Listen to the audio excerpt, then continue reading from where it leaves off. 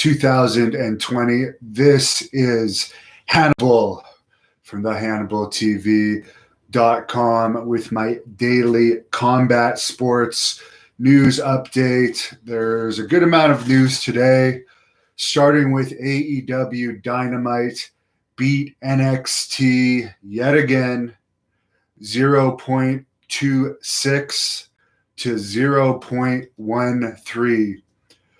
So NXT only got a 0.13. That's pretty bad. That puts the total score to 27 wins for AEW, 5 wins for NXT, and 1 draw as far as the 18 to 49 demographic. Ratings war goes, and hello to Colonel Quail, City of Roses, Frank Richard, Aiden, and many others. Nathan Jones's bald head. Ric Flair has also re-signed with WWE. He posted a picture of his Twitter. I saw it on my Devon Hannibal Twitter earlier today. He posted the page where he had re-signed the contract. It's unknown exactly how many years that contract will be for, but that will keep him from appearing in AEW for the immediate future. In a strange piece of news, as we all know, Vince McMahon declared bankruptcy on the XFL so he wouldn't have to pay any creditors. Oliver Luck, who was the commissioner of the XFL, is actually suing Vince McMahon over his pay right now in relation to that. But Vince McMahon, I guess, has bought the XFL name from bankruptcy court. So he's bought the name in bankruptcy court of the very company that he declared bankruptcy on. So that's bizarre how people can do that. So I guess Vince McMahon once again owns the name of the XFL. If he ever wants to try to start this up again, I think he's 75 years old now. Getting like credible people involved with it might be tough. The easiest part about it would, of course, be getting the players, because people that are passionate about football obviously are going to want to play and get paid for it. But to get networks on board and credible people involved, I don't know how many people would want to do business with Vince McMahon, who is a little bit shady, I guess, as far as football goes anyways. Raw this past week was the second lowest rating in the company's history, even with Kevin Owens making his return after being off for a very long time with a sprained ankle. But of course, he's quite frequently the headliner of Raws that hit all-time low ratings. They even had Corbin and Drew McIntyre do a segment on the show, which was one of the lowest segments on the show.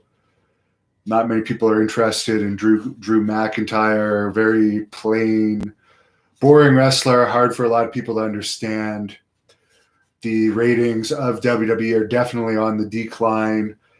I listened to the Wrestling Observer radio today, and Dave Meltzer wanted to share some things about the Owen Hart Dark Side of the Ring documentary that aired this week. I did a video about it.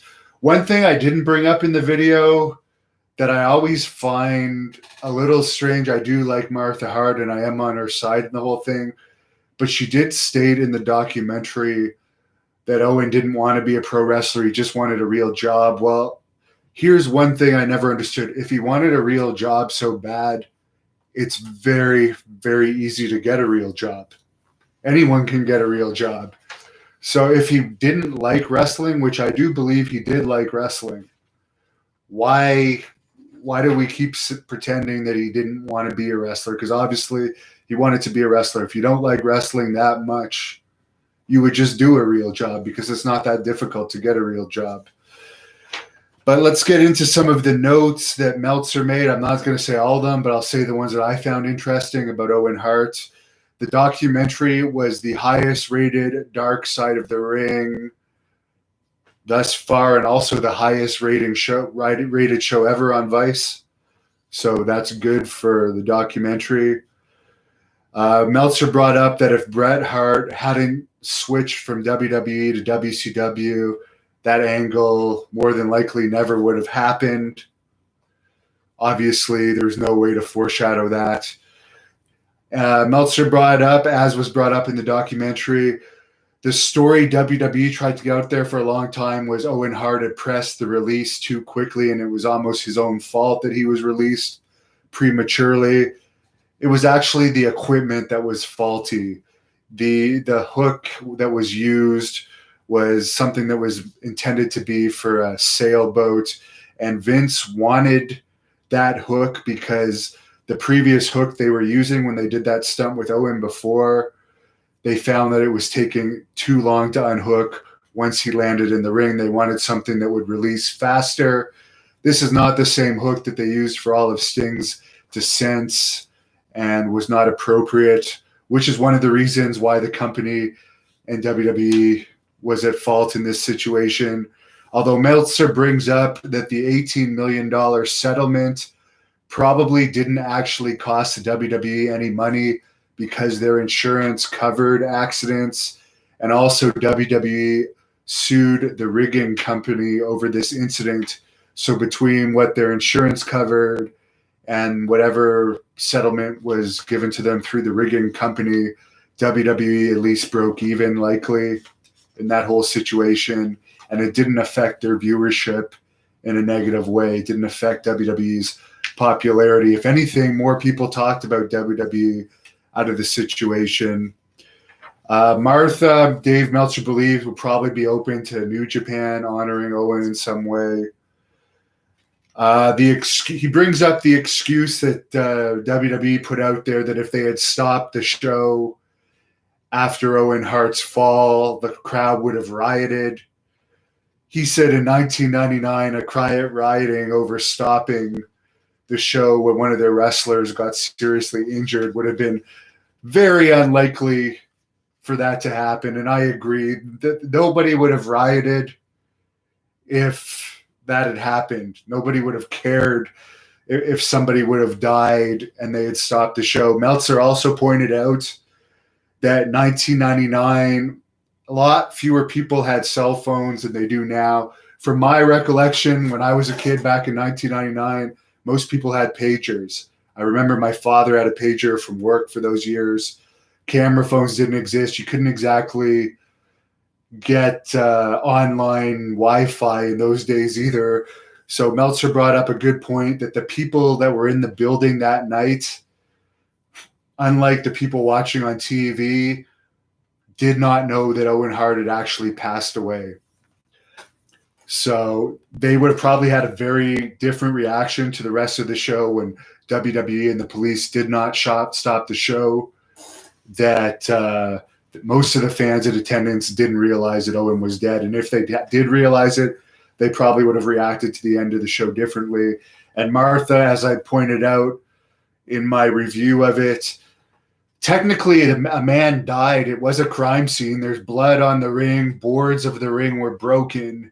The police should have actually stopped the show because it's a crime scene. Like if somebody dies in a heart attack at a bar or gets stabbed at a bar or gets injured from a fight at a bar, they're not going to wait till the end of the night to declare it a crime scene. They're not going to cart the guy out, continue with the dancing, and at the end of the night do their investigation. So it is very weird that the Kansas City police did not stop the show at that place to do a proper investigation of the scene. And for those that said, well, we didn't know 100% that he was dead, the man fell from the top of the arena and was certainly knocked unconscious.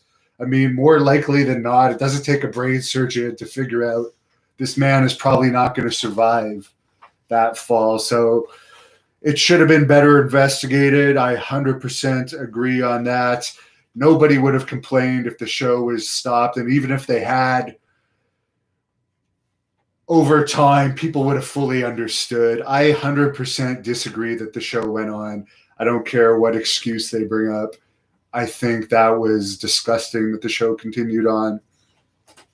Meltzer brought up that Bret Hart did go back to wrestling for the WWE. He did have at least one more match against Vince himself in the WWE, was the general manager of SmackDown. beat Miz for the U.S. title, was put in the Hall of Fame. Many things happened with WWE and Bret Hart since the death of Owen Hart. So it didn't ruin the relationship between WWE and Bret Hart. He obviously went back for them and made a lot of money for them. They still use him off and on to this day. He recently did a Broken Skull Sessions video with Steve Austin that aired on the WWE Network. So even in 2020, he's still working for WWE. According to Meltzer, Owen Hart had been planning to wrestle until at least 2005. He wanted to retire in 2005. So again, the one thing that I do call into a bit of question, I know Martha might not have wanted him to wrestle, although I'm sure she enjoyed her husband making the money that he made from wrestling. But from what I understand, Owen seemed to have a lot of fun with the boys backstage. He was a good wrestler. It's great. It's a fun job to perform in front of 10 and 15,000 fans a night, sometimes 60 plus thousand fans. I don't buy that he wanted to do a normal job more than wrestling. He was college educated. He could have got a normal job. True Sinister just tipped me $4. Said he was listening to me on Hughesy's podcast today. I think that's the Irish podcasters podcast that I did last week. So thanks for the $4 tip, True Sinister. The final thing about Owen that Meltzer brought up was he was still wrestling for Stampede Wrestling in the late 80s when he was also wrestling as the Blue Blazer. He wouldn't usually wrestle in Calgary, but he'd wrestle in the smaller towns like Lethbridge and Red Deer, Alberta, where it was a little more off the radar and it wouldn't get back to the office that he was wrestling for Stampede. I had a few points before I get into your questions. A bunch of people have messaged me. I guess Buff Bagwell recently did a cameo where one side of his face was all bruised up, looked like he'd been beat up. And they are wondering if that's the same bruise that he had when he did his shoot interview with me that's up here in full free on the Hannibal TV. I believe this is a different bruise. So either he's tripping over his dog a lot and falling and getting these bruises, as he told me. That's what the bruises were from, or he's getting into physical fights and using the dog as excuse. I don't know. For the people that, again, I'll refer it again because I still get these comments. Oh, you never should have interviewed Buff in that state, Hannibal. What a dick. You're so unprofessional. Well, I did that interview about 3 days after I paid Buff Bagwell. He canceled on the first interview. I had paid him via Western Union because he doesn't have PayPal. For whatever reason, there's some issue with his PayPal. So I paid his fee plus a Western Union fee, and he didn't show up to the first interview. When he comes to do it the second time, which he was also 15 minutes late for, what am I going to say? Sorry, Buff. You look like you're a little screwed up. Let's not do the interview. He's just going to tell me to fuck off at that point. And I'm never going to get the interview, and I'm going to lose my money. His wife set up this, or his girlfriend set up the Skype with me. Obviously, his girlfriend, who seemed normal, thought he was good enough to talk to me. I'd already paid him. I'm going to get my money back. I didn't mind the interview personally. It sure as hell got decent hits, particularly the clips. So the interview wasn't a failed interview. So for the people that don't like it, don't click on it. Simple solution. And a few people also brought up, oh, Marty Jannetty was all fucked up. You shouldn't have done the Marty Jannetty interview. The Marty Jannetty was my favorite interview I ever did. One of them. Top 5 for sure. And I drove from Ottawa, Ontario to Poughkeepsie, New York to do that interview. Just for that interview. And that was like an 8 or 9 hour drive in the winter in shitty conditions. I don't think he was fucked up. All I think he was he may have smoked a joint or two. The interview was 3 hours long. He wasn't drinking during the interview. I like Marty Jannetty, and I love that interview. Many people have said it's my favorite interview. So for the people that say I'm unprofessional for interviewing Marty Jannetty, you guys drive 9 hours to Poughkeepsie, New York, and then meet someone and tell them, sorry, I'm not going to do the interview, and drive back and do nothing when you've already paid for the hotel. I don't think you're going to do that. So For those people, if you don't like those interviews, don't click. If you don't like me, unsubscribe. But there's far more people that like those interviews than dislike them. Tony Smith tipped me $5. Thanks for the $5 tip, Tony Smith. Have I heard from Billy Jack Haynes? I have not heard from Billy Jack Haynes since the day that Rip Oliver died. That's the last contact I had with him. The number that I had for him no longer works. So I hope he's okay. And if you see this, by some chance, Billy Jack, let me know how you're doing. And I'd love to hear from you. I may have some projects for you. Finally, before I get into your questions, you guys have been asking, what's the update on the cancer that needs to be cut out for me? I did have a phone doctor's appointment yesterday, and the doctor said he has no time frame on when he's going to be back to work. It's going to be at least a couple of months before he can set an appointment. So, yes, I am able to set a vasectomy appointment. They are doing vasectomies, but they're not cutting out cancer right now. And even my family doctor is only working 1 day a week doing phone consultations right now. So that's bizarre. Apparently there's private clinics in Quebec where you have to pay to be operated on that are still doing cancer treatments, seeing cancer patients. They aren't turning their back on cancer patients like this guy is. So I might have to try and get this done through a private clinic. The only advice he had for me was please stay out of the sun. Horrible situation. This COVID thing that they're putting COVID above cancer patients is bullshit. There's only about 60,000 people that have it in all of Canada right now, and it's diminishing.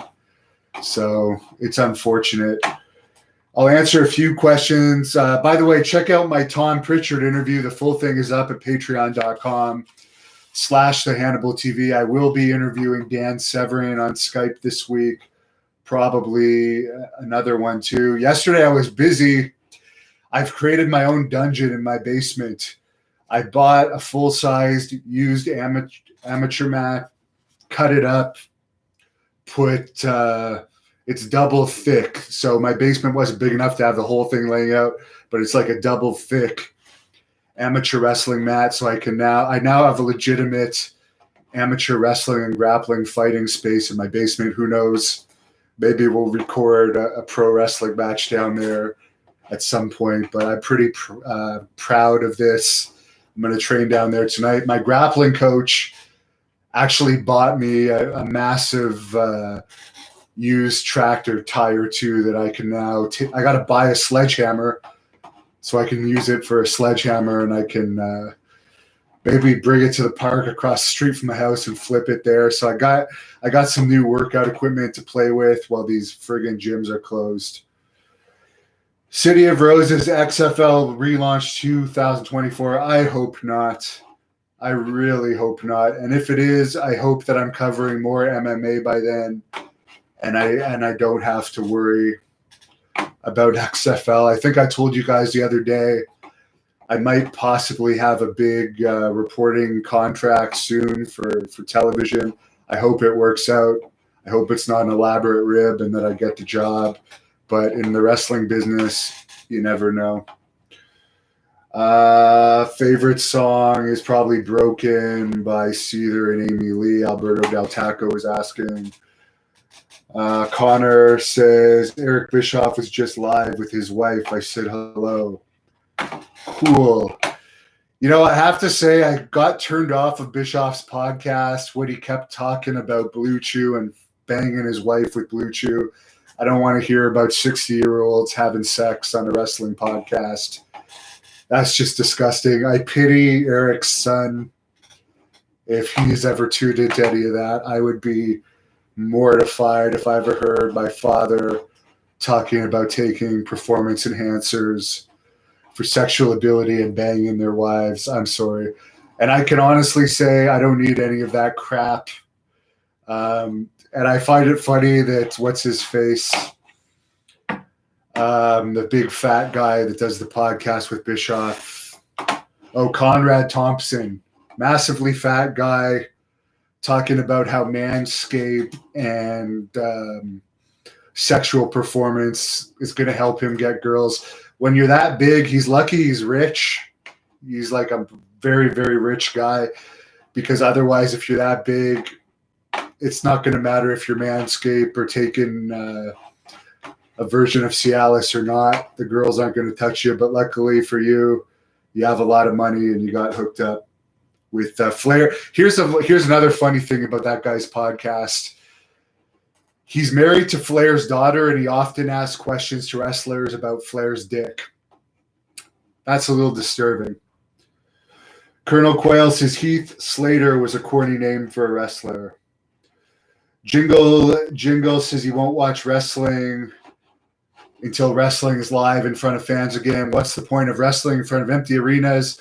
The point is, the only revenue WWE has right now, other than social media revenue, is TV revenue, and they have to keep doing those shows to get the TV revenue.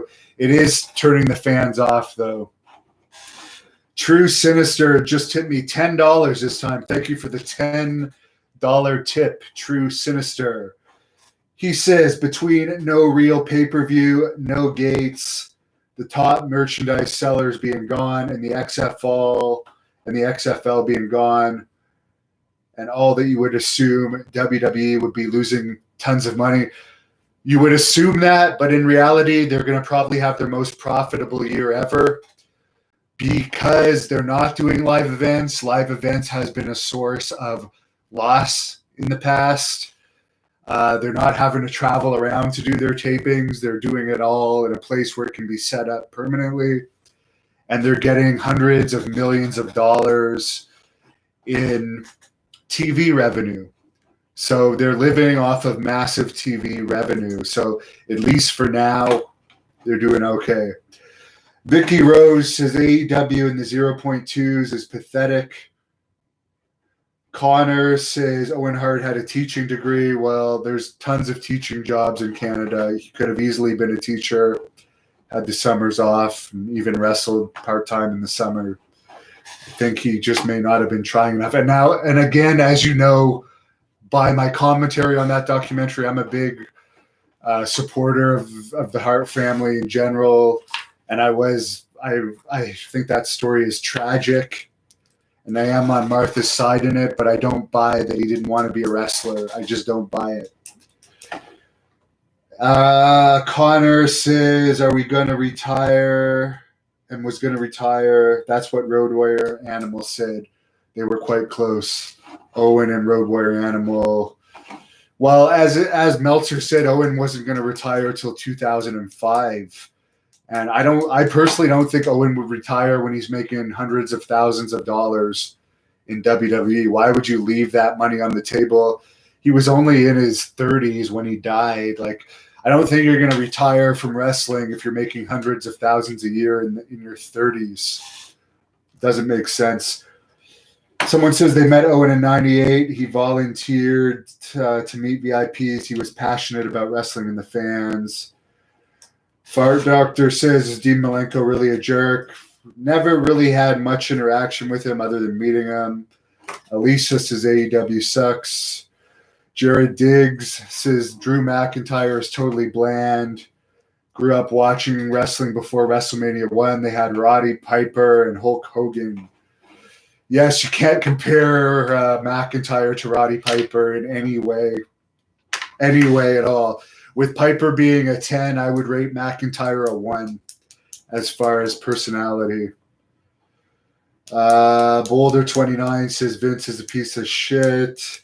Jerome says Flair, which song is he singing? I have no idea what you're talking about. Sweeps Week says he's 33 now, and this no audience stuff has really screwed up wrestling because it's all about the fans. Raymond Grant says that's BS, whatever he's talking about.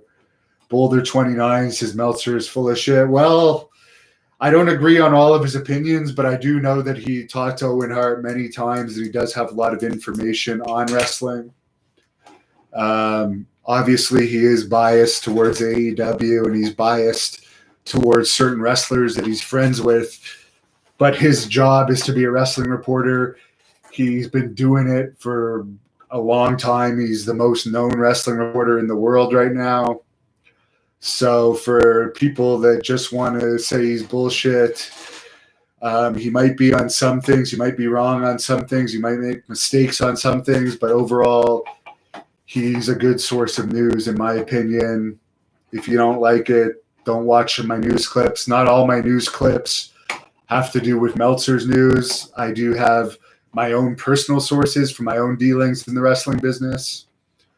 And I do read TMZ's Wrestling News, PW Insiders, many others. The most credible. I'm not going to report stuff unless I think it's somewhat credible. Someone says AEW should change Nyla Rose's name to Fart Blossom. I don't know.